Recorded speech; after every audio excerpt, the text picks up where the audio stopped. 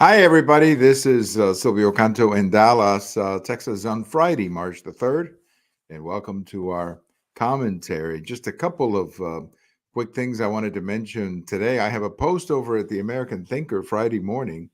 You should be able to see it at the American Thinker. You can always check it over in my blog. You know, I always post things on my blog that originate at the American Thinker.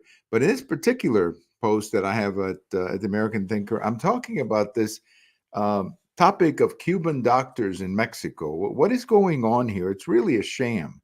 Uh, the Cuban government, in order to raise foreign exchange, in other words, in order to make dollars, because their economy is having a serious liquidity crunch. So, in order to get dollars, what they do is they send Cuban doctors to other countries, and these Cuban doctors basically work for the government. So, the Cuban government collects dollars or euros or whatever from the country, let's say Mexico in this case, but then they turn around and they pay in Cuban pesos to the Cuban doctors. These Cuban doctors have no freedom to negotiate. They're basically sent, and their families are left behind so that they cannot defect or seek asylum. It is really a sham, and I'm really surprised that Mexico is going along with it. There's also another problem, as I mentioned in my post at the American Thinker, that there are many people in Mexico who are not happy with this because many of these doctors don't meet the medical standards that Mexican doctors have to meet. And there's a great disenchantment in Mexico. There's great anger.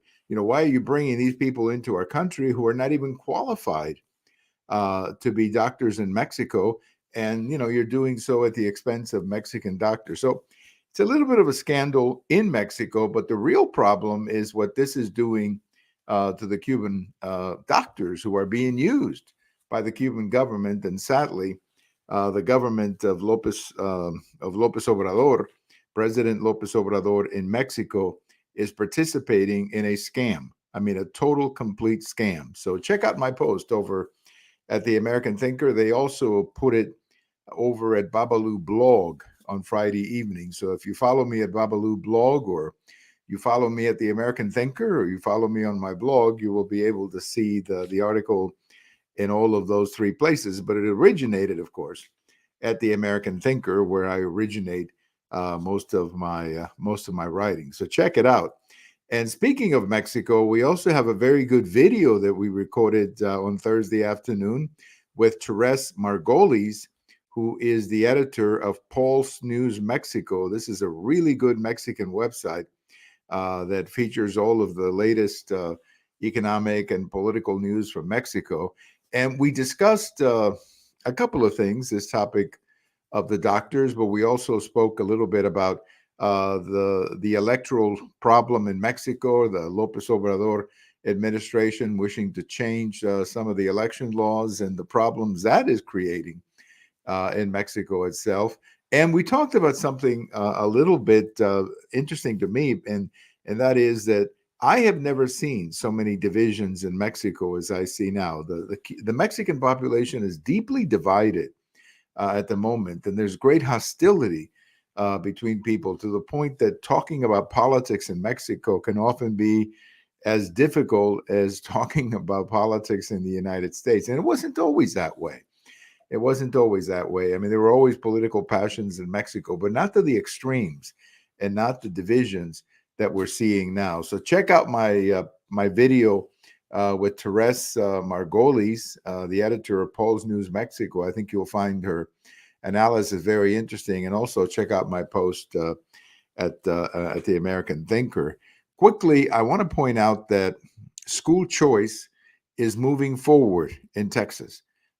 Exactly what type of school choice we will have and what it will look like. Is it going to be vouchers? Is it going to be something else?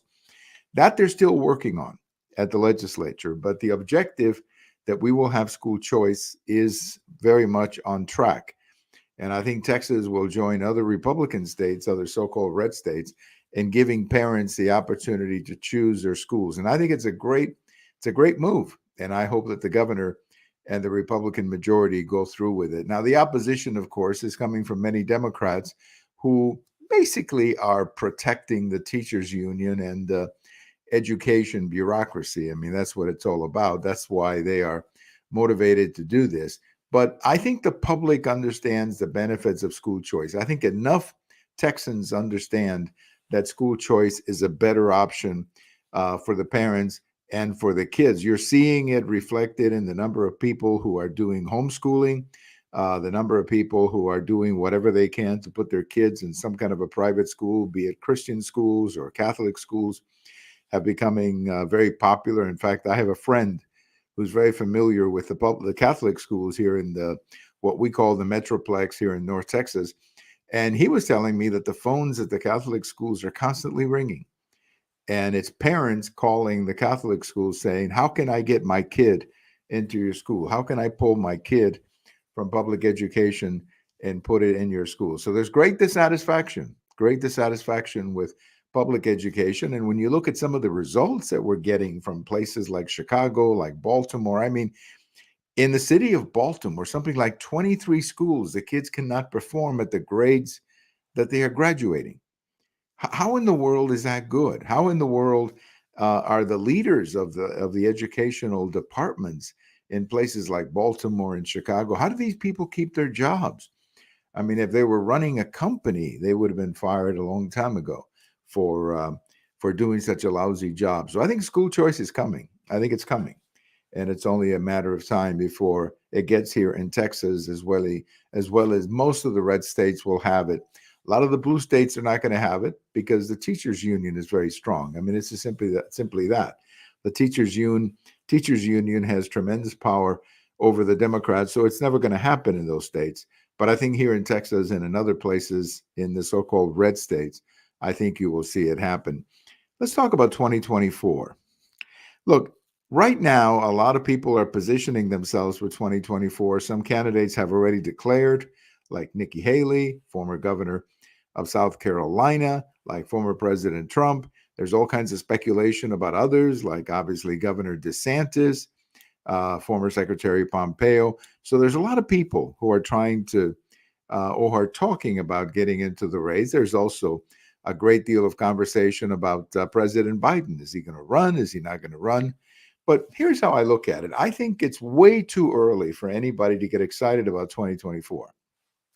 I know that politics can be a fun thing to talk about and speculate, but I think it's way too early to get into 24. And let me tell you why. Let me give you two examples of why. I think the biggest problem right now, or the biggest reason that it's too early, is because there's too many balls in the air. There are simply too many things in the air. And I'm going to give you a couple of examples of recent history of what can happen. Back in 1979, March 1979, President Carter was starting his last year or his last year and a half as president. At this moment, in March of 1979, he was 50-50 as far as getting reelected, but he had the advantage. He had the advantage. Most people would have told you at this point in 1979 that President Carter would be reelected. He had the advantage of getting reelected. And then everything went to hell. The next year and a half was a disaster for the country. Every possible thing went wrong, from the economy to the price of oil. There was even a rescue of the Iran hostages that didn't go well. It just seemed like everything went wrong for President Carter in the last year and a half of his presidency, and he was eventually defeated by Governor Reagan in 1980. I mean, the Carter presidency turned into a disaster the last 12 months, and obviously the American people did not reelect him. Now let's take a look at President Reagan at this point in 1983. At this point, he was also 50-50 when it came to reelection. There were lots and lots of people who didn't think he would survive the economic downturn. As you may remember, 1981, 1982, the beginning of 83, the American economy was in a recession because of the inflation that Reagan had inherited, but nevertheless, he had to handle. And there were many people. Reagan had suffered some tough losses in the 82 midterms. He took a real beating in those midterms. And at this point in 1983, a lot of people were wondering if President Reagan would be reelected. I mean, there were some concerns. I mean, it wasn't a done deal. to say the least, at this point in 1983. But then the opposite of Jimmy Carter happened. Everything went right. The American economy went right. Just the general sense of satisfaction in the country went right. So when people went to vote in November 1984, people said, yeah, we'll keep Reagan. And he was reelected by 49 states and 60% of the popular vote. And these are the two examples of recent history of what could happen over the last year and a half, over the next year and a half.